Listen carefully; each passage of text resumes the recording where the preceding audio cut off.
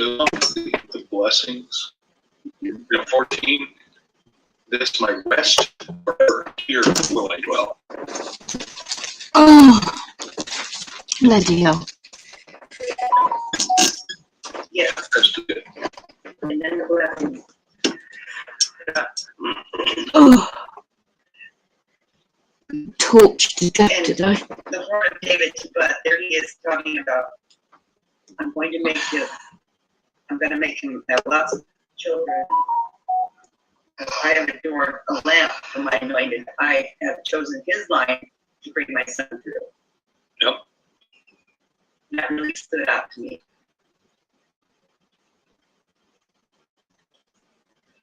Can you imagine that promise given to you?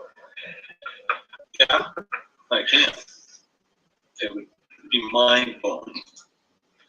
Let's go to 133. Mm-hmm. Yep, and this is verse 1. How, behold, how good and how pleasant. Association without study, the Catholic Church was the best organized and efficient organization for over General Motors or any other group. And with that, down the two, and the Catholic population declined, and the rate of growth is just identical since that time. I'd like to get back to I would like to spend time to learn the question of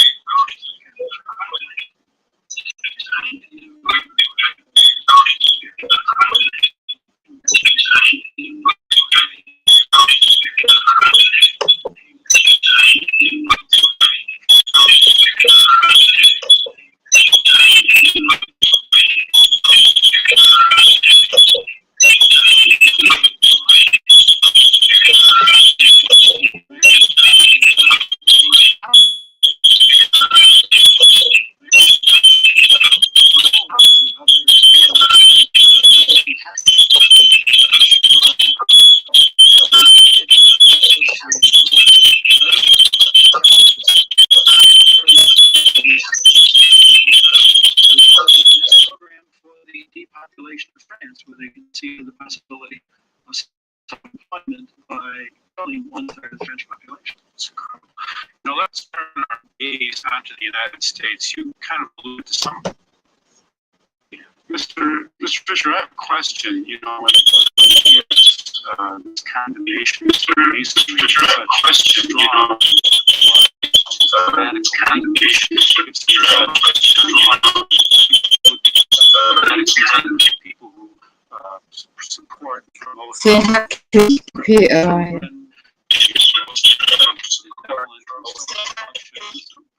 The service and so on and so forth.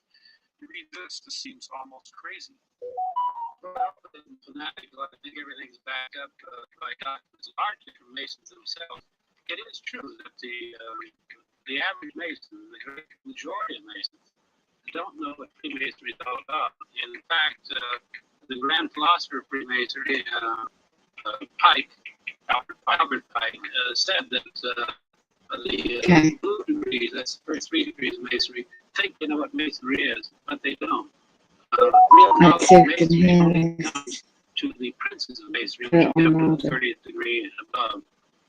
So the average guy thinks, in fact, I believe that it was nice. I saw a nice parade they had. I said, I don't care what the church says about it. I knew they knew what it was. And the church told us that these all these children. Later I found out that the hospitals and the parades are just to lure men in because people want to be identified with an organization that does so many good things, but they don't know what they're joining. Why is there antagonism then? Why does the church condemn Freemasonry? What does it find offensive or objectionable in it? Well, the church attacked Freemasonry within 25 years after it was founded because of its naturalism. And naturalism is that the only reality is nature.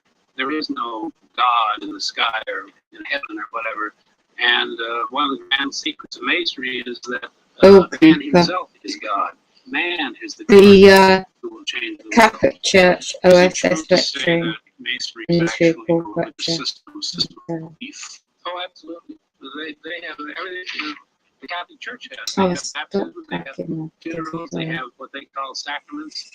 They have rituals, and they admit to be the successors, the modern day successors to the pagan ancient mysteries. It is a religion.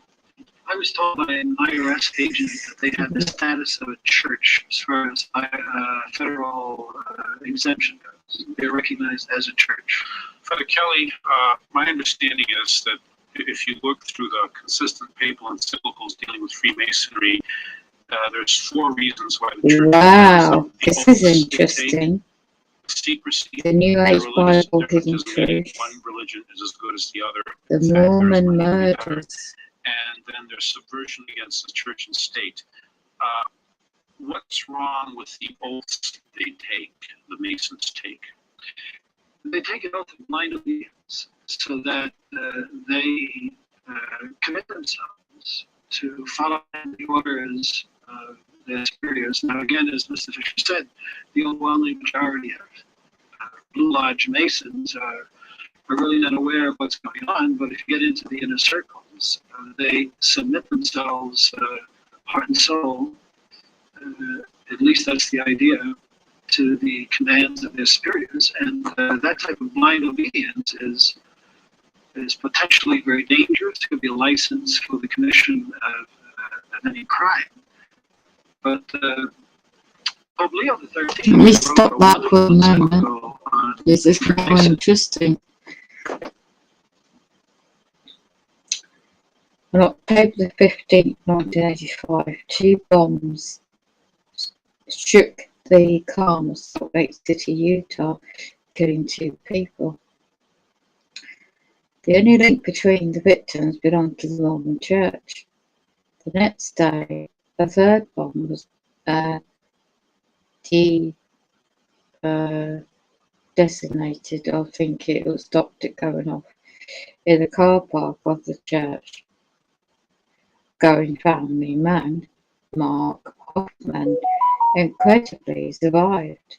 It wasn't until the authorities questioned strangely extensive Hoffman that another more shocking link between the victims emerged. It was the appearance of an alleged historic document that challenged the very bedrock of the Mormon teachings, questioned the legitimacy of its founder, Joseph Fielding Smith, and threatened to disillusion millions of its faithful unless the Mormon hierarchy buried the evidence.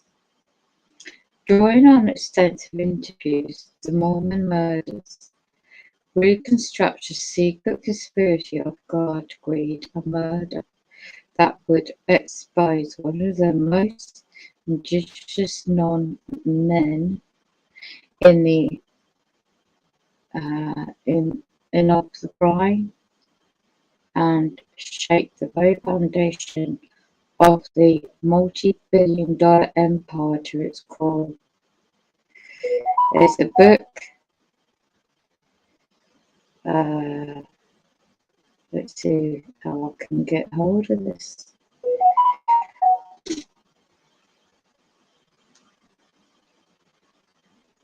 Don't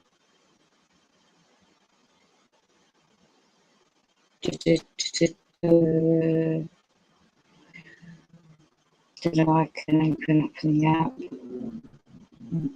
If it's free or you can let me have a look.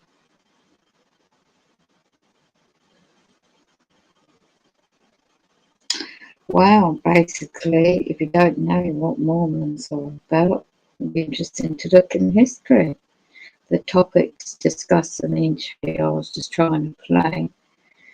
As a 30th degree Knight, Kadish anti-Catholic ritual involving tampering and stabbing of PAPL, Tara skull, and Catholic monarch crown skull symbolism, I think it's pronounced, separation of war against Catholic Church and the Catholic State. A.I. Smith, Catholic presidential candidate at the time, Albert Pike. American Protective Association, American Protestant Association, Archbishop, Lutheran Church, and State Communism Conspiracy Against Church and State. Prosecution and slaughter of Mexican Catholics. Wow. In 1920s and 30s by the Mexican Masonic government. Wow. Supported by the by the America Masonic Republic. Freemasonry, the New World Order. Freemasonry, Mexico, Freemasonry in Spain, and the Spanish Civil War, the French Revolution. Epperson versus Board of Education, huge. Black, Supreme Court Justice Mason, and Carshism, Jack Kemp. Freemason, no, nothing movement. Manuel Quezon, a former Philippine president and Mason. Masonic Protestant Alliance against the Catholic Church. Modernization, the New Age magazine. Raging anti-Catholic. Official magazine of the Scottish Rite, Southern Jurisdiction.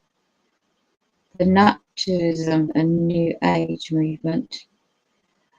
And the Paintism, I think it's pronounced, a PayPal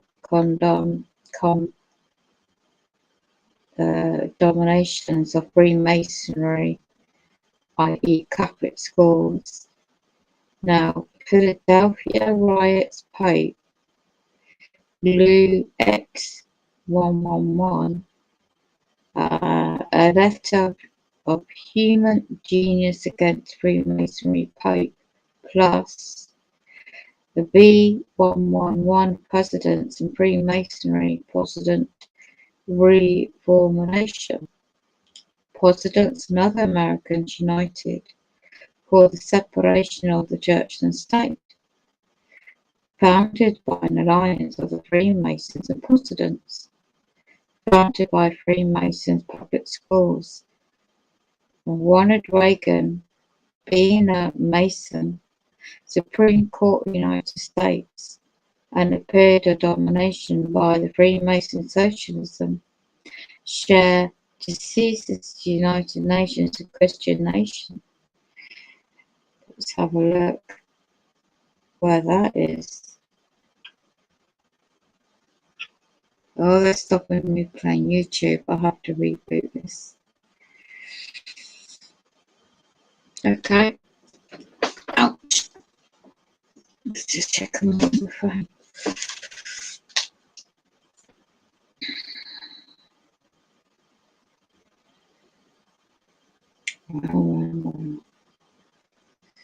Or the radio me at the moment.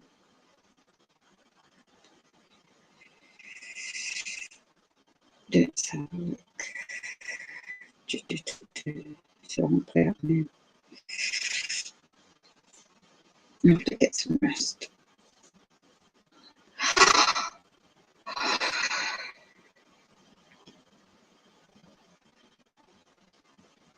I'm going to try and play it if I can.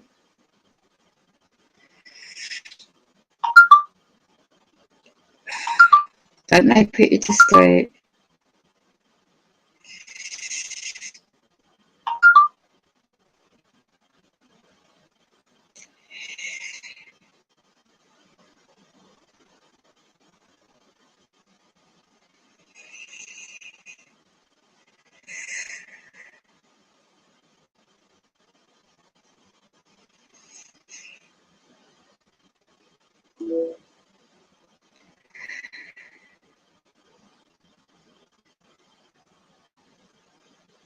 That's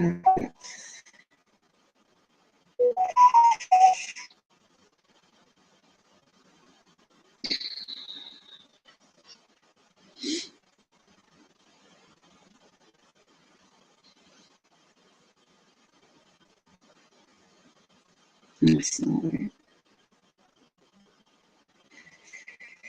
So I have to go back.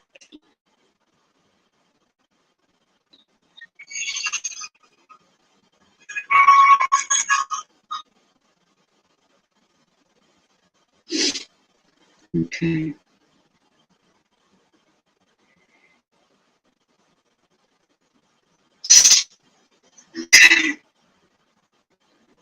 So yeah, so basically the history of all that is interesting.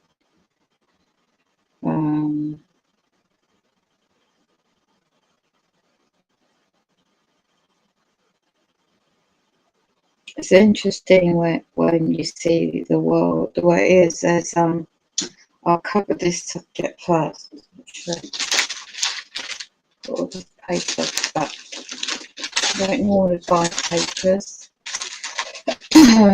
Oh dear.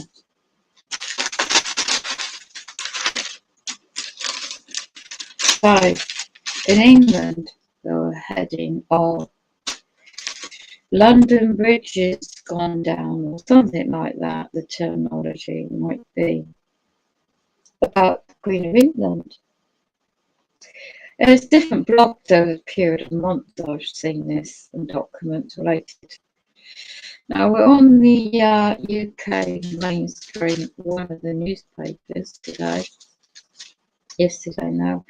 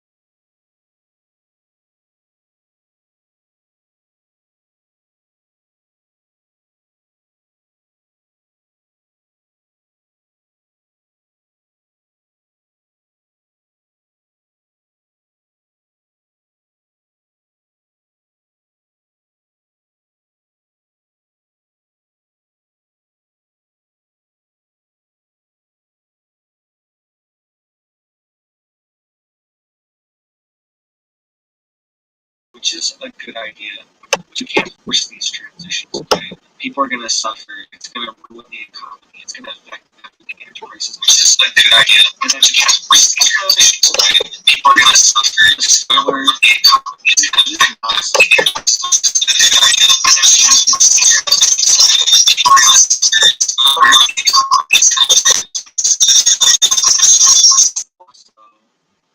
Uses forced labor to harvest these materials for the solar panels.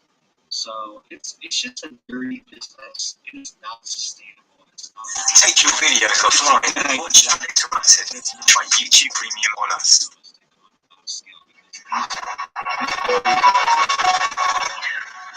Throughout history. So high gas prices were an incredible trend Americans must go through transition. Here's what he said. Here's the situation. And when it comes to gas prices, we're going through an incredible transition that's taking place. We're not it's over. We'll be stronger, and the world will be stronger and less reliant on fossil fuels when this is over. Biden said. So this is something they're not worried about it. And get this, gas prices have hit record highs every day for the past. Every single day, gas prices are hitting a record high in the industry. And why is energy production being shut down? Look at all these power plants that have been shut down. It's not the same in England as in America. To shut down. I'm just going to scroll through this list. It's going to be military martial law. I can't even name all these. September, October this just year. in 2022, it's dozens, maybe close to 100. They're planning this. 2022 alone. So this is incredible. We are being shut down. Coal plants are being shut down all over America. And the theory is we're going towards renewable energy, Yeah. which is a good idea in the long run. But you can't force these transitions, okay?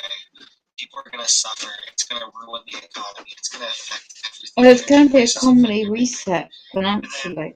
It's also the solar. It is not sustainable. Okay, we get all of our solar panels from China. Yeah. And we're having all these supply chain issues with China. And then also, China uses forced labor to harvest these materials for the solar panels. So it's just a dirty business. It is not sustainable. It's not renewable. It's a good idea, but it's not something that's gonna be realistic on a mass scale because these batteries are produced with lithium.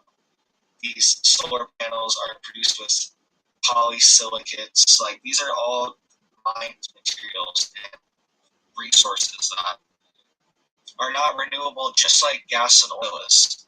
So we need to be thinking of even bigger solutions, even better solutions than just solar panels from China. Free energy originally from The Tesla. way we're doing it is shutting down our coal industry and our electricity.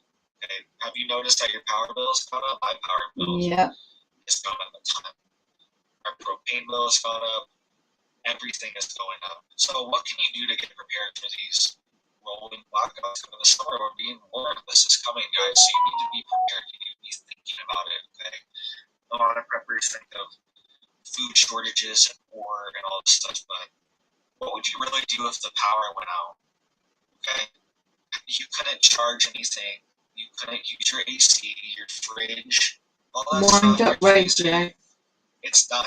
This is why canning is so important. Learn Yeah. how to can, guys. You can buy little canning kits online and teach yourself how to can. That's what we did to learn. Properly canned goods can last almost a lifetime if they're not dented or rusted or the seals are broken. Canned goods can almost last indefinitely. So learn how to can. That's how people survive. That's how people got through winters.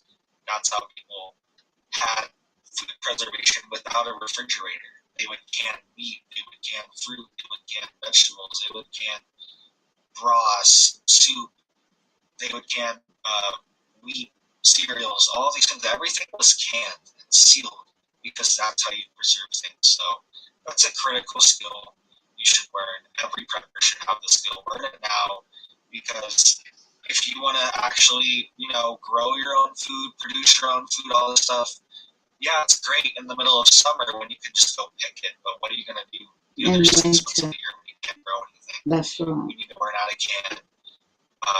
Try to get some kind of cellar or preservation area where you can put your cans. That'll also increase the shelf life of them. Keep them away from heavy temperature fluctuations. Keep them out of light. Keep them stowed away somewhere nice and cool so they will last a long time. And this skill is critical, guys. And once you have the knowledge, you have it. We need to think of how people lived back in the day before they had electricity. Electricity, It's hard to exactly. even think of all these things. I always bring up a wood stove too. That's also critical because many people's stoves are electric or propane, and the electricity could be out and the propane's gonna run out. So look at the wood stoves too. That's also a critical thing. I've got a mini wood stove. If you can't have a wood stove right version. now in your your apartment or your house, just buy one and tuck it away. A really small one. I'm sure you can buy one for like $300. Just to have with your preps. Put it with your preps so you have something to cook with and have some wood stored with you too.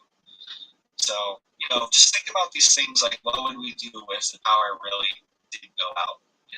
It'd be a totally different way of life. And we're being warned we're going to at least have rolling blackouts. So they're going to just turn the power off whenever they want. And it's going to get worse and worse and worse. Two-way radio. What are you doing to get prepared? Have you guys canned anything Handheld. before? Are your canning skills up there? We've canned tomato sauce and things like that before, but it's been a couple years because we were traveling in the past few years. So we're going to get back to canning. Let us know what you guys think. Have you ever canned? What are you canning right now? We want to try to can some meat too. See how that goes. And I'm super blessed to have you guys watching. We literally hit 30,000 subscribers, or 31 now or something. You guys are incredible. Like, I seriously have moments where I'm just like blown away. Like, Right, and somebody else says, buy these now. Let's have a look. sometimes in business, it's like you can't move your legs fast enough. It is literally like you're in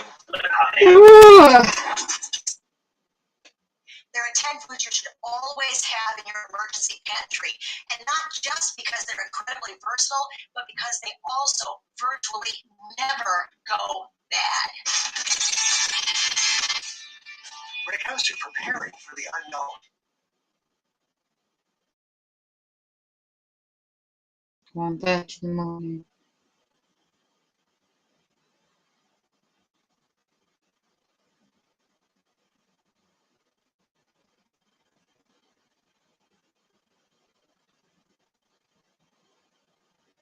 Yeah.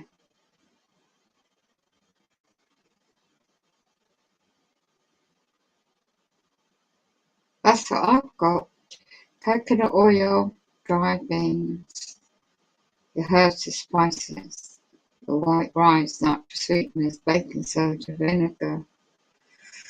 there's nothing more important than what you put into your pantry. Today we'll give you a list of our 10 must-haves, and we're going to explain exactly why we chose those items to share with you.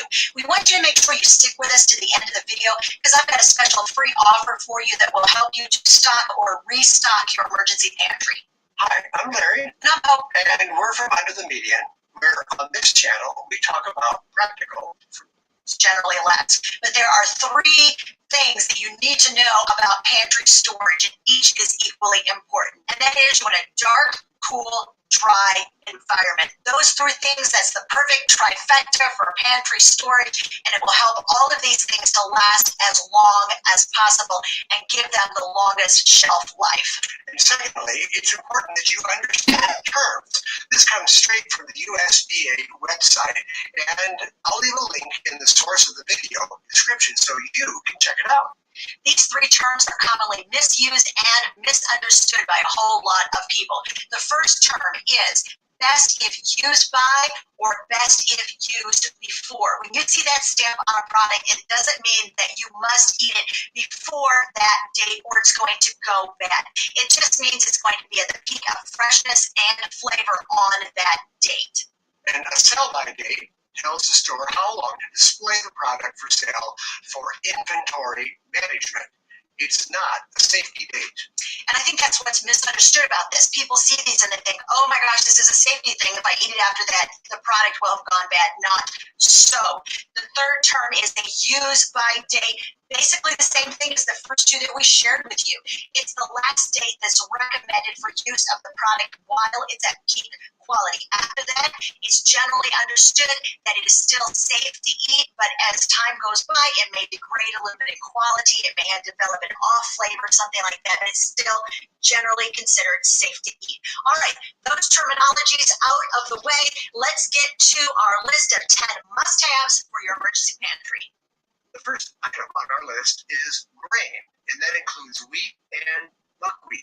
We mentioned buckwheat because that is a gluten-free option for those of you who are gluten intolerant or cannot eat gluten at all in your diet. Buckwheat is a really interesting kind of nutty flavor, and we do occasionally have it on the shelves of our pantry, but more often than not, we always have hard red wheat. We buy it in 40 or 50 pound bags, so we buy it in bulk. Now, the reason we like that is because of its versatility and because of its shelf life. Look, they have found wheat in like the pyramids in Egypt, guys. Take it out of the pyramid and it actually has sprouted. So trust me when I tell you that this hard winter wheat lasts a really, really long time. How do I get it from this wheat kernel into the form that I can use it for baking? I have a grain mill. This is my grain mill. It is 20 years old. It's a family grain mill. Amazon does not sell it. I've got no skin in the game, guys. This is not an affiliate link, but I feel so strongly that this is a great product and you may want to get it. I'm going to leave a link for it in the description of this video. The link is for Pleasant Hill Grain. It's the exact same company that I bought my grain mill from 20 years ago. If you want to support a family-owned business, this is your chance, guys. They have amazing customer service. Even if you don't want to get a grain mill, take a look at their website because it is free and free and like the Pleasant Hill Grain. It actually has so now that's pretty clear cut, right? So we're gonna hold up. We got some green beans. I took these, by the way. So that's just a prepping common sense approach. Right, we'll go back to Bill Keeper. I can find it.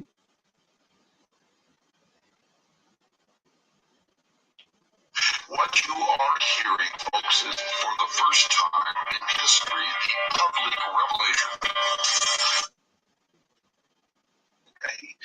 He put it into a very big context. He said that from the beginning of time, there's been a war between the forces of good and the forces of evil, between what St. Augustine called the city of God and the city of man.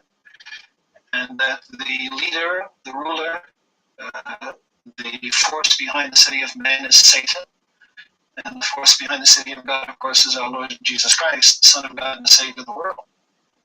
And he says there that in our times, the forces of hell, the forces of Satan, have organized in the most extraordinary way, and that this is essentially the role of Freemasonry. Yes. To take up this grand cause against God and against his holy church, and to establish, in effect, a new world order which is based upon pure naturalism.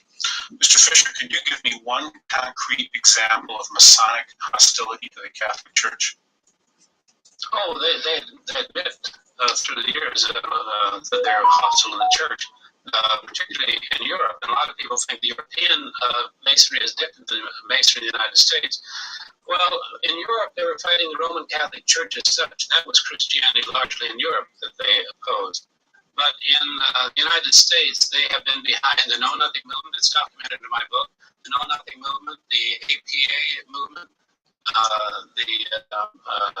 What is the APA movement? APA was I have two. One was American Protestant Association was one title, the other was the American Protective Association, which means protect the country from Catholics. And the Ku Klux Klan, all the leaders of the Ku Klux Klan, the top leaders were Masons, and only Masons could be what they called Eagles, that is, go out and solicit for membership in it. Well, we hear a lot about the Klan. This is the Klan from 1921 forward to 1928. That was anti-black. The Civil War definitely was. The Klan in 1921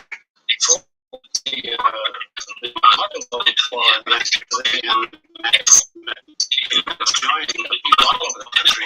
Places like Connecticut, Massachusetts, New York, where there weren't a lot of blacks at the time. The Catholic Church hated the Catholic Church, and there was little Jews in the Klan. The whole focus was against the Catholic Church, and the Klan went under for two reasons. One reason was that the state of New York passed legislation after court opinion that they'd have to register all their members and their dues and their financial report to the state. That law is still on the books. The Masons were able to, in conjunction with the Knights of Columbus, to have themselves exempted for it, and yet it was a front for Masonry. And they got around it. The other thing was the Depression, which did it in. I can remember reading your book that, first of all, it's very interesting that the Scottish Rite of the Southern Jurisdiction, their official magazine called The New Age. Now, maybe the name changed, but certainly from 1920 to maybe very recently, it was called The New Age. I recall that during the 1950s, they said we have much more to fear from the Catholics than from the Soviets. Now, this is really striking because the 1950s was the big scare, the American activities and so forth. Do you think this is a fair view that the Masons were very much afraid of this becoming a Catholic country, of having a Catholic president and so on? Oh, clearly. There are many cotations in the book about opposing anything Catholic. I think the first major candidate they attacked was Al Smith. They were against Al Smith. In the 1920s. 1920s. Governor of New York. Governor of New York. And the thing about Al Smith, people forget, but Jack Kennedy, or actually John, his campaign manager from Connecticut, whose last name escaped me, did a study and showed there was such a thing as a Catholic vote, because in the two preceding elections for President Al Smith, the Republicans really wiped them out. But Al Smith got almost twice the number of votes of the two preceding Democratic candidates. So that proved there was such a thing as the Catholic vote. And Jack Kennedy wrote into the White House on such a vote.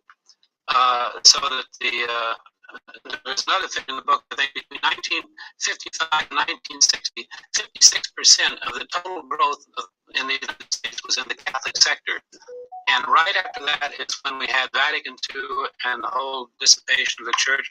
At that time, too, you may recall, nothing to do with Masonry, but the American Management Association put out a study showing the Catholic Church was the best organized and efficient organization in the world over General Motors or any other group.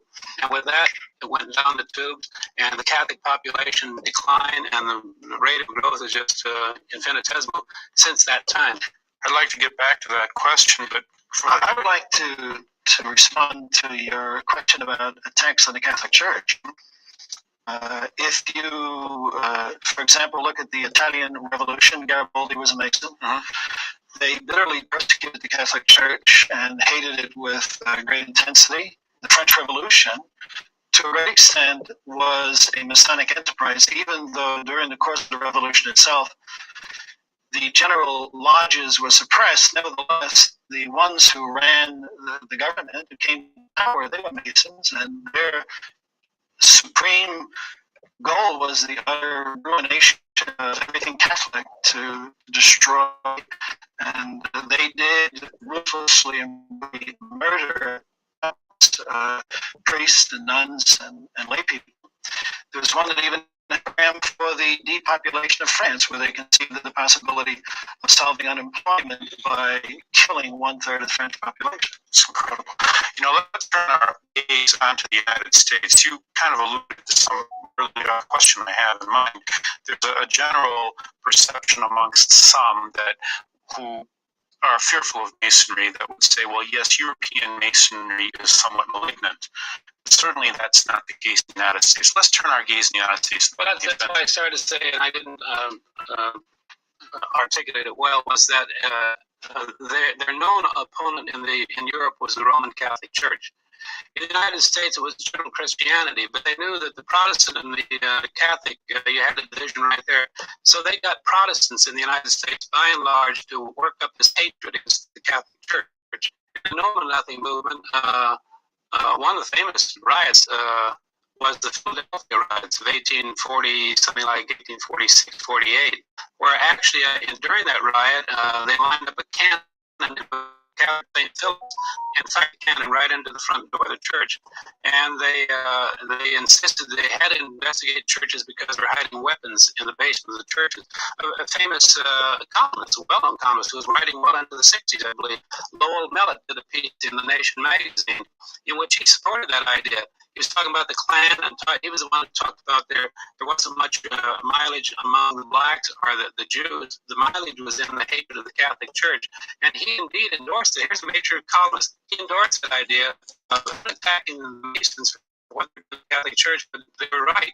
We should go into the basements of every church in the United States and see if they have guns. There's an idea that they were circulating that they were training an armed force to take over this country militarily, under the Pope's command.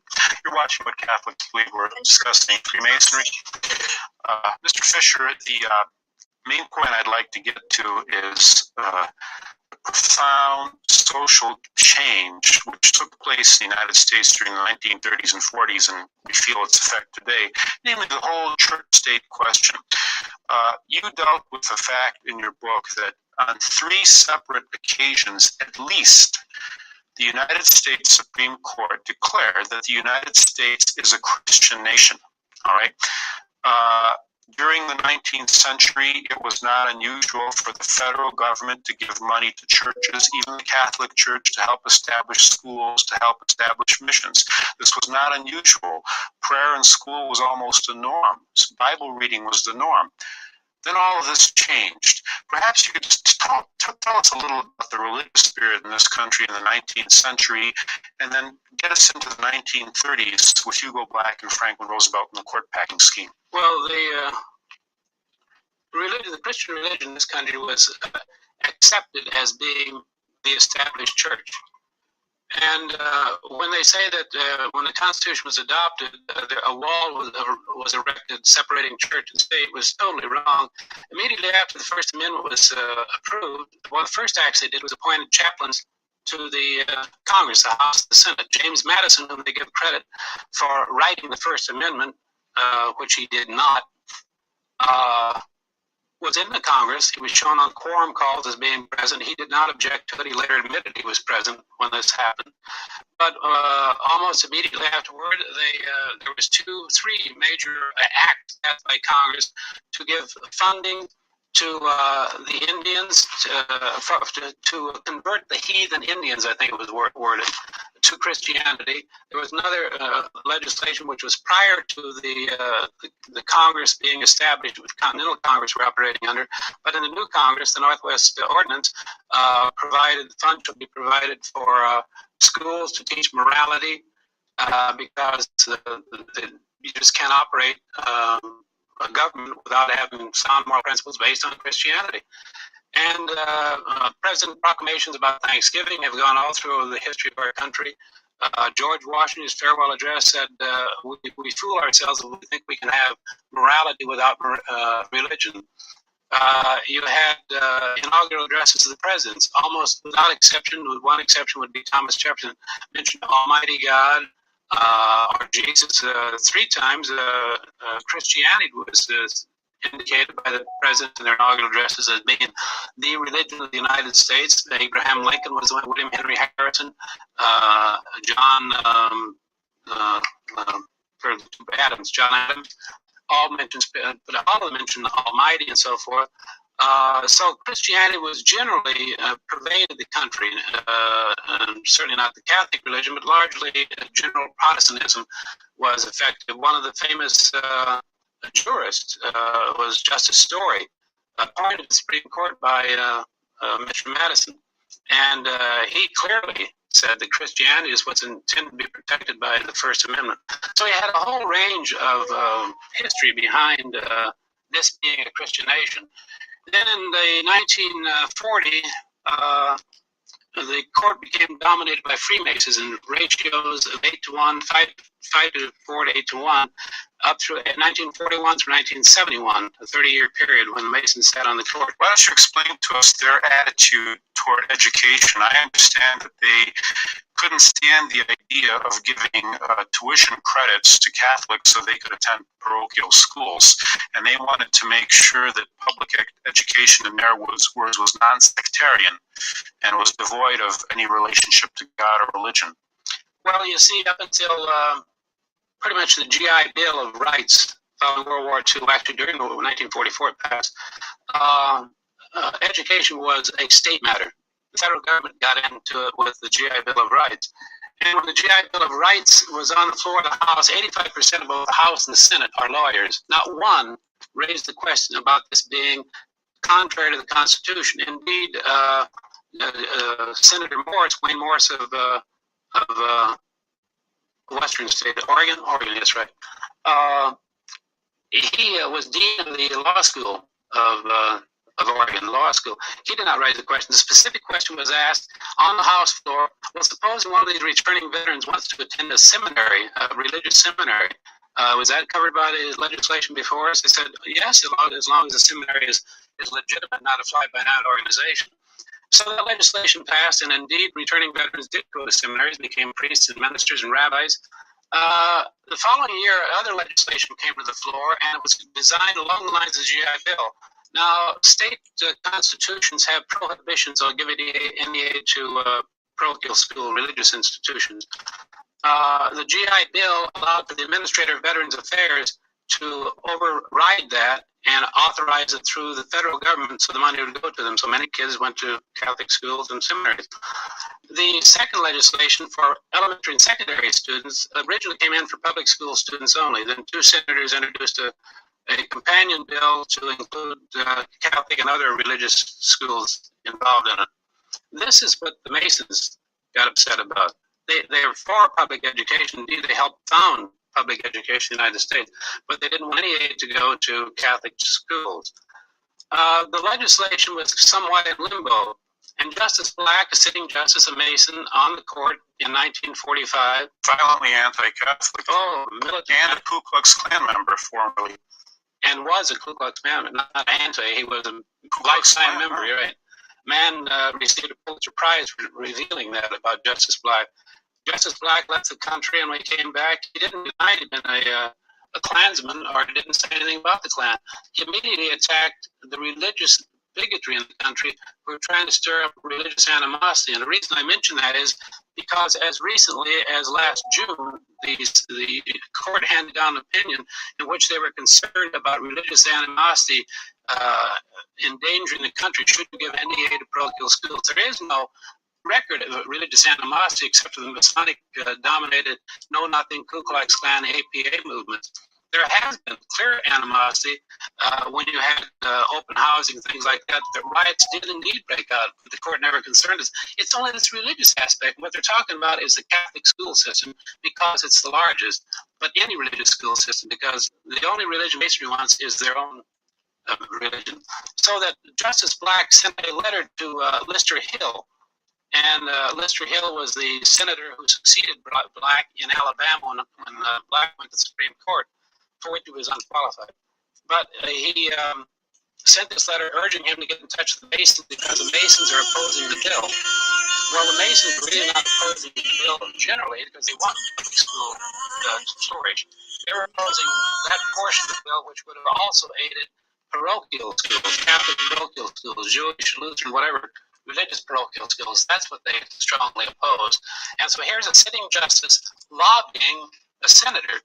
Now, I guess a justice is a citizen like anybody else, but he not only wrote to his own senator, he also wrote to the head of the Masonry, the Scottish Rite Masonry in Washington, and to the Scottish Rite Masonry in Alabama, urging them to look carefully at this bill. Let's talk about some of the other things that happened. In 1922, I understand, the state of Oregon passed a law which made it compulsory for every child to attend a state school. Isn't that the case? Right. Who was responsible for that law? The Masons pushed it through. In fact, they tried to push one through within the last couple of years, but it was destroyed on its prima facie because there'd been this somebody's versus Society's Sisters, forget the exact title of it. That was the key decision, where it says that the basic thrust of the court's opinion then was the child does not belong to the state. He belongs to the parents, and they can educate the child in whatever manner they want. How is this? Here we have a secret society, which what it is, an ancient secret society, which has such power that presidents of the United States curry favor join it. They have a tremendous influence over the Supreme Court. They have a tremendous impact on Congress. And yet, there's nothing about it in the newspapers. There's no investigation into the influence of this secret society. How do you explain They that? have 4 million members, too. It's got 4 million members. They're very prominent. You mentioned some of the prominent ones. One of this was Ronald Reagan came in 1988. It's because of their power. It's done because of their power, because a lot of the press are members of the of Masonry, and it's always put off aside. Oh, it's the kook fringe talking about secret societies and conspiracies. Clearly, it is a conspiratorial organization. The fact that it has secrets and these terrible oaths that you get your throat cut across, your bowels torn from out if you violate any secret that they learn in the lodge door or otherwise within Masonry. So even these good and decent men, one of the presidents of the Philippines, the grand commander of Scottish Rite Masonry reported in the New Age magazine that I think it was Daniel Cason, I wouldn't be held to that, but it's either he or another one, would not join the 33rd degree of Masonry because he's afraid he would have to do something against his government, which he was not prepared to do. So these people, when you get up to the 30th degree, you're pretty well aware of what's happening. What's going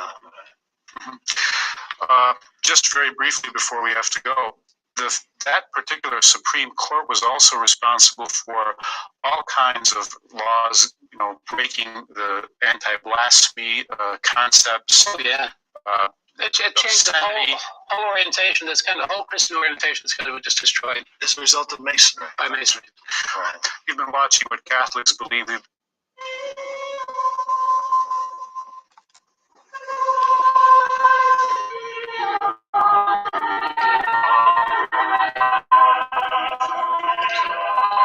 As we discussed last week, many famous Americans were or are Freemasons. Franklin Roosevelt, Earl Warren, Hugo Black, Harry Truman, Lyndon Johnson, Gerald Ford, even Ronald Reagan. And yet there exists a tremendous enmity between Freemasonry and the Catholic Church. The Catholic Church has condemned solemnly Freemasonry from 1738 until 1960. Pope Pius VIII in 1829 wrote that their God is the devil and their cult is turpitude.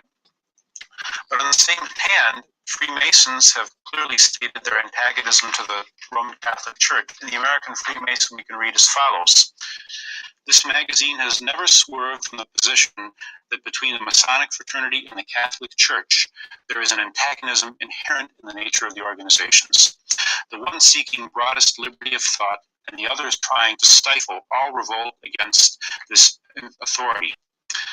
We have declared that there can be no true peace nor even truce between Freemasonry and the official Roman Church. They are opposing poles of thought. I'm Julius Spatona. This is When Catholics Believe. I'd like to welcome my guests back again, Mr. Paul Fisher, publisher, editorialist, and writer. He was the author of Behind the Lodge Door, an expose of American Freemasonry, and Their God is the Devil. Also with me is Father Clarence Kelly, Superior of the Society of St. Pius V and Spiritual Director of St. Joseph's Novitiate in Round Top, New York, a congregation of traditional Catholic sisters. Father Kelly is also an author. He wrote Conspiracy Against God and Man, which deals extensively with European Masonry. Last time we were getting into the question of Franklin Roosevelt's court packing scheme, which supposedly was frustrated, but in reality was not, in that he eventually had 8 Freemasons who were on the Supreme Court and who probably effected the most profound social change in this country's history. We had a country which in the 19th century, on at least 3 separate occasions, was declared to be a Christian nation by the Supreme Court. We had a country in which abortion was illegal, adultery was illegal, it was illegal to transport birth control devices through the mail. Margaret Sanger in the 1920s was arrested, the head of the foundress of Planned Parenthood, for advocating birth control devices. Blasphemy was illegal. Prayer in schools was not uncommon. Government aid to official religions was not uncommon. And yet, we are now living in a world which is largely the creature of 8 men who legalized abortion, have tolerated blasphemy, and so on. Mr. Fisher, how have the Masons been responsible for this? But the 8 men, this has fluctuated from 5-4 to 8-1. 8-1 may last for a term or two, but until 1971, they still dominated the courts in that ratio. Sometimes it may have been 7-2, and so forth. They struck down the key one was the Evers decision of 47, which brought in this idea of a wall of separation. Nothing could be further from the truth. There was no wall of separation. And all present court opinion prior to that time was encouraging Christianity in this country.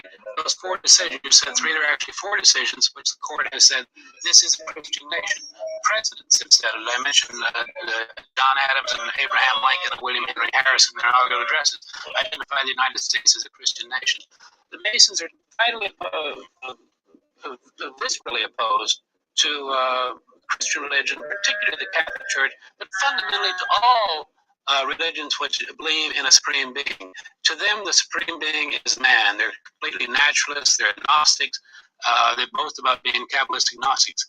At any rate, we had this whole Christian aura to the country. Kids had Bible reading in public schools. You had the prayer in public school. The court knocked that out. I did a little research on the FBI's statistics of crime. I took it from the time that the FBI organized their statistics, which was a 30-year period, and for the 10-year period subsequent to knocking Bible reading and prayer in school out. And the violent crimes from just 10-year period were something like 3 or 4 times larger than they were in the entire 30-year prior to those statistics by the FBI. And that was when people believed in God. Once you knock God out of the equation, you have no fear of anybody. You don't fear the president. You don't fear your parents. You don't fear your superiors or anything else. And that's what's happened in this country. And not only was it the prayer and the Bible reading and bus rides, but it was also these same courts knocked out blasphemy laws. You can look at all the laws, the civil laws in the country, both at federal and at state level, and you can get the 10 Commandments. All the civil laws are upholding the 10 Commandments. Thou shalt not steal, honor thy father and thy mother, keep holy the Sabbath day. Remember the Sabbath laws, the stores were closed on Sundays, right. They knocked that out.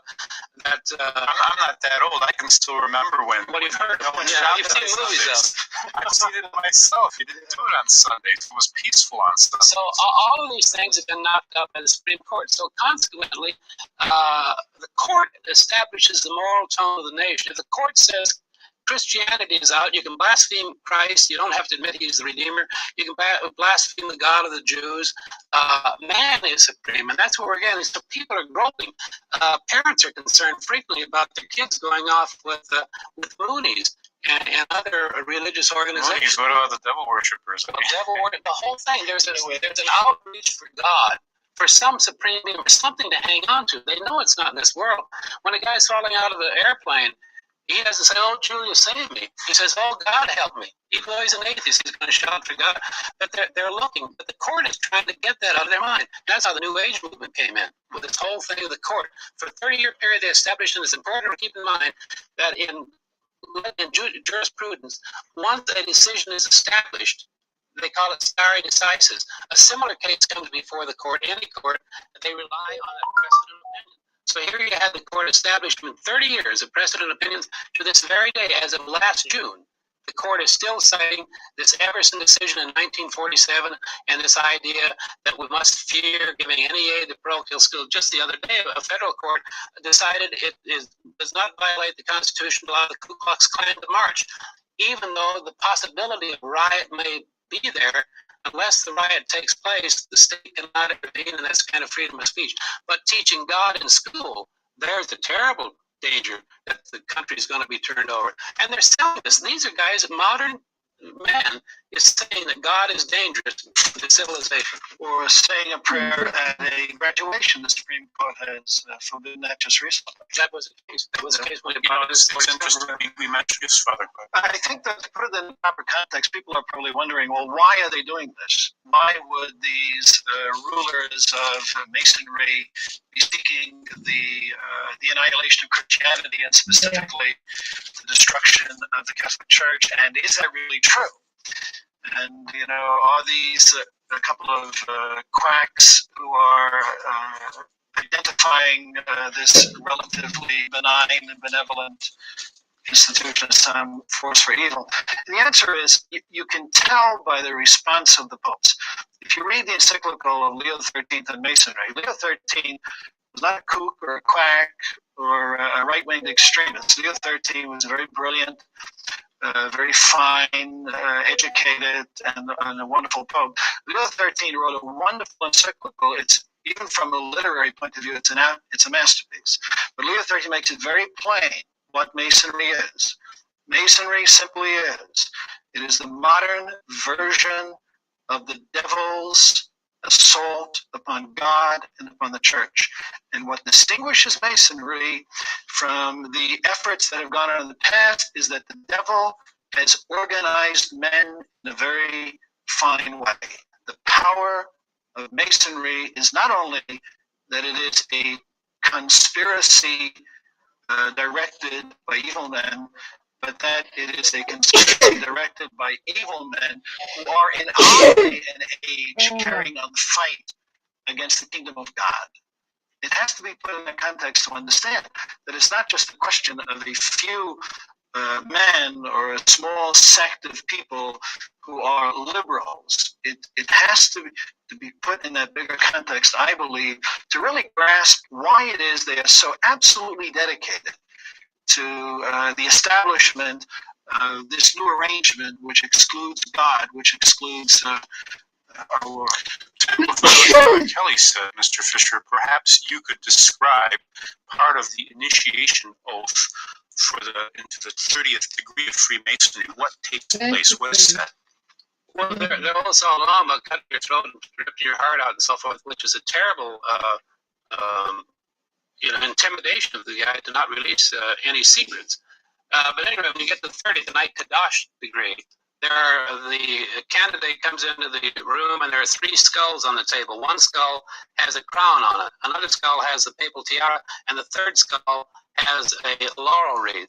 So the candidate is led to the first crown, or the papal tiara, and he recites the word, "Down with imposture, down with tyranny." With that, he takes a poignard and he stabs the crown, the tiara on the crown, the Pope's tiara. They hate the idea that someone can claim your conscience or can dictate what you must believe. And this Someone who represents God on earth. That's right. They can't stand the idea of authority.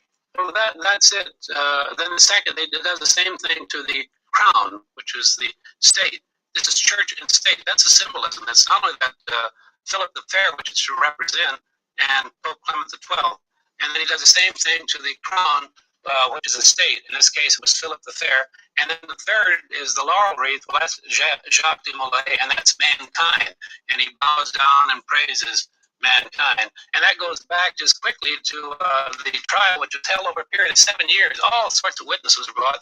There was some torture involved in some of the confessions, but those people, some talking about the Knights Templar, the Knights Templar in the 13th century, and it was destroyed just because the Knights Templar were accused, and substantial evidence that they were committed homosexual acts. They urinated on the crucifix, a lot of terrible things like that, which the people of the day were just appalled at. And so they read this in Latin when the charges are made, and then whoever headed up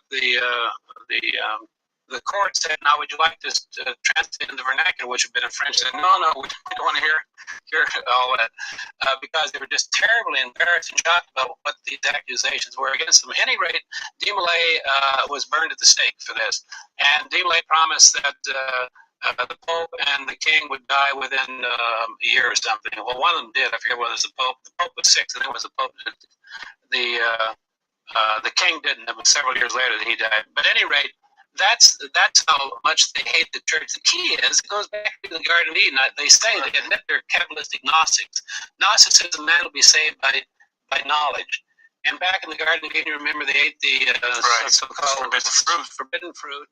And God indicating the Trinity way back in the Old Testament, which is in the Pentateuch too, that they will be as us. They want to be gods, the plural, the Trinity concept.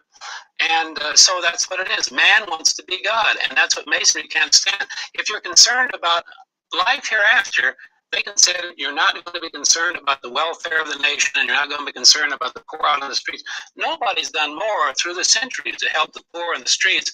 Mother Teresa is a modern example in the Roman Catholic Church, and indeed all churches have helped the poor and the destitute with their kitchens, their hospitals. Hospitals, the whole idea. Education is a Catholic idea. The idea of the hospitals is tremendous in the Catholic Church. And they are concerned about the welfare of the here and now, but they realize that this world is not the end, and the Masons don't like that attitude. You're watching what Catholics believe we're discussing. I'd like to just add, with regard to the Masonic ideology and this attack upon the crown and the tiara, the reality of the situation is that all authority comes from God, and that all legitimate civil rulers receive their authority from God. You may have a different mechanism to select the person who will occupy the office, but essentially that authority comes from God. And so it is also in the church, that authority is conferred by Almighty God upon a legitimate Roman pontiff and upon the bishops and so forth and so on.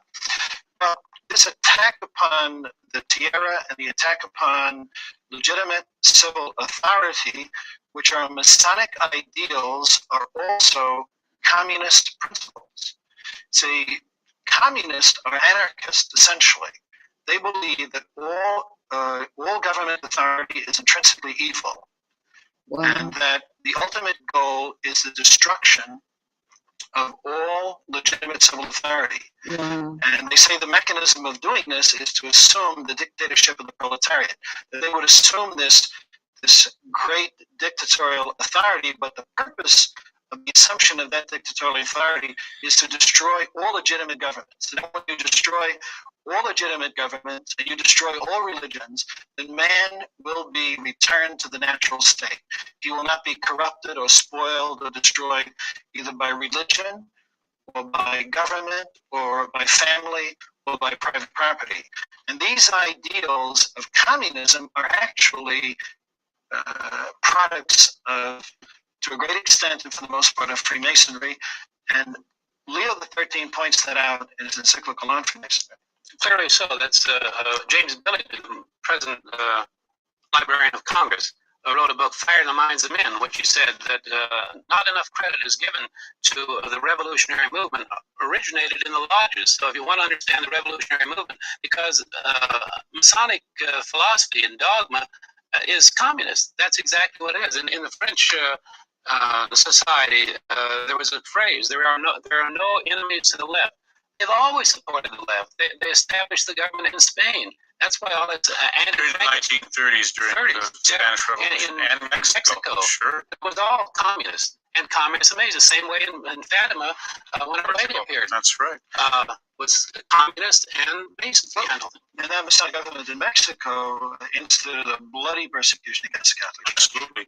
You know, we were talking about Masonry, primarily their ideas in the United States. The interesting thing which has happened, I'd say, in the last, 30 years has been the changing attitude of the post-Vatican II Church to Masonry. Previously, the penalty for a Catholic joining the Masons was automatic excommunication and he can only be reinstated by the Pope himself unless he was on the verge of death. Now we're faced with a situation where in the new Code of Canon Law, nothing about that is said at all. Yeah. And implicitly, by Cardinal Sapir, it is one is led to believe that Catholics may join the Masons, and in fact, Catholic bishops and priests and laity have been joining the Masons in large numbers, and some bishops, in fact, have received citations from Masons that they exemplify Masonic thought. What are your feelings about this? Well, that's true, and I think in the book I point out that the Masons were active at pre-Vatican II, as the thing was getting organized, and the Grand Commander noted that we had people present there. And so they got largely what they wanted out of the, somebody accused Archbishop Lefebvre of saying that it's influenced by Masonry. And he's a Dominican, he's in the Vatican today, I can't think of his name, he's a Frenchman. And he said, doesn't the Archbishop know that's what Mason, the Vatican II is all about, liberty, equality, fraternity? And that concept is in the document. Is it freedom of religion? Is that I forget the title. It's the dignity of man, dignitas humanae. The documents of... But I would say this, that as communism and socialism might be looked upon as the secular and political arm of Masonry, you can look upon modernism as the theological arm of Masonry in this sense. One of the fundamental principles of modernism is naturalism and pantheism. Maybe you could explain what naturalism is. Naturalism is a system of belief which excludes God, where you consider only the natural aspects of creation, and the theistic aspect of naturalism would be pantheism, which simply means that there is no God transcendent to creation who exists and who brought everything into existence out of nothing, but rather God is identified with the material world. So pantheism simply means that everything is God.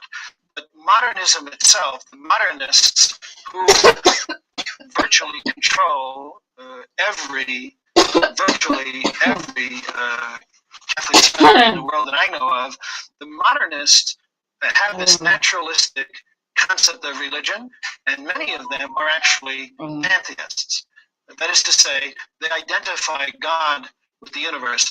So from the point of view of the influence of Freemasonry, we could say that the anarchy that you find, the socialism and the anarchy, would be the political manifestation of the Masonic ideology, and the modernism, the naturalism, the pantheism that we find so dominant today would be a kind of theological manifestation of Masonic religious principle.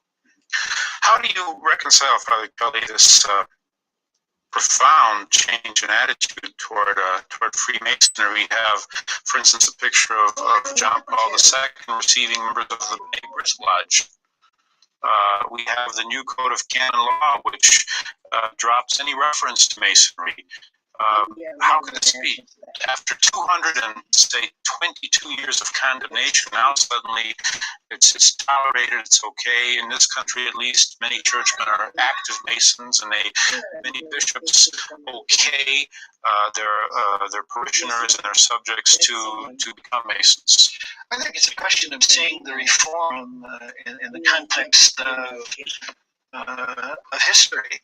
What is the nature of this reform that has taken place? Is it a question simply of a temporary lapse into to unorthodoxy? Is it maybe a kind of Protestant Reformation from within, a temporary setback, or whatever it may be? In my own personal opinion, and I've expressed this opinion before, I personally am of the opinion that we are living in the age of the Great Apostasy. The apostasy that took place at the time of the Protestant Reformation, the apostasy that we saw at the time of the French Revolution, these are sort of local, specific, and limited.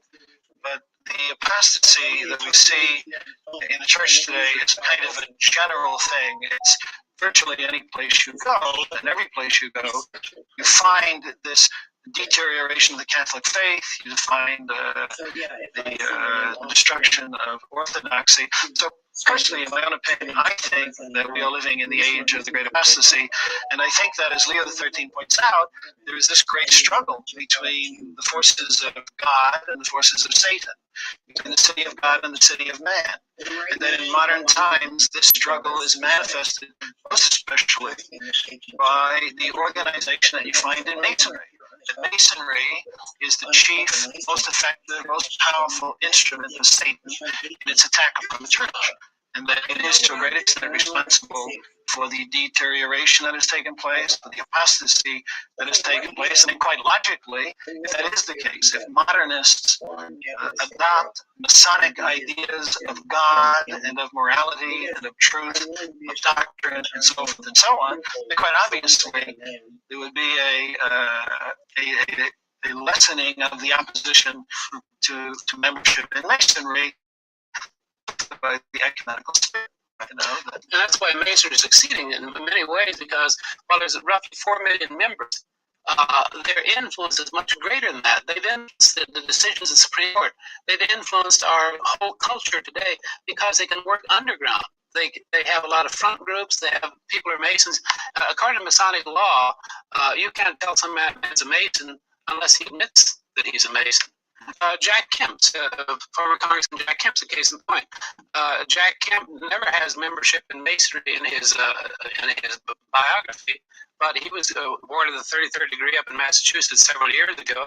He approached President Reagan, asked if he would become a Mason. That's directed by the Grand Lodge in New York. That was turned down, and later in 1988, Ronald Reagan did come into Masonry. But unless you knew this behind, you'd never know it from Jack Kemp that he was a Mason. And the same with many, many other people. So when we say that there are no Masons on the court now that Thurgood Marshall is gone, that's because nobody questions them on that. That's never asked. All they ask on the court when they're getting a nominee is what's your stand on abortion. They don't think. What about Masonry and the New World Order? Franklin Roosevelt, who was a very prominent Mason in the 1930s, I believe, put the phrase Novus Ordo Seclorum on the back of the dollar bill, New World Order. Is that a Masonic goal? We see this all the time in the papers, New World Order, New World Order. Like magazine, the New Age. Yeah, sure it is. That's the whole idea. The whole idea is to remake society in a way different from God intended it to be.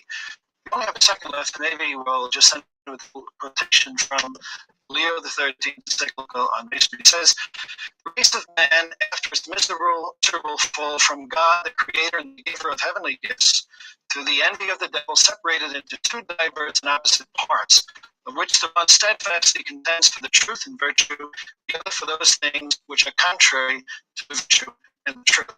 At every period of time, each has been in conflict with the other with variety and multiplicity of weapons and of warfare, although not always with equal ardor and assault. At this period, however, the partisans of evil seem to be combining together and to be struggling with united vehemence, led on or assisted by a strongly organized and widespread association called the Freemasons." You've been watching what Catholics believe.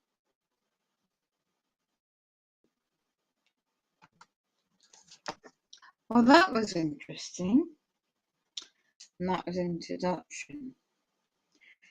So Bill Cook YouTube channel, one can go and check out on the stream of the good express.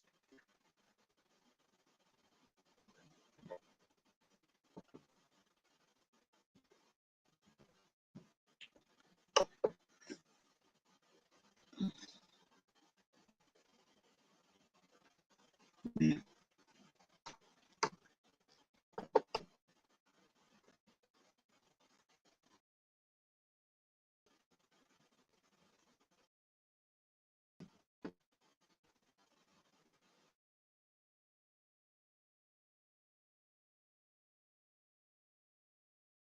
In history as well.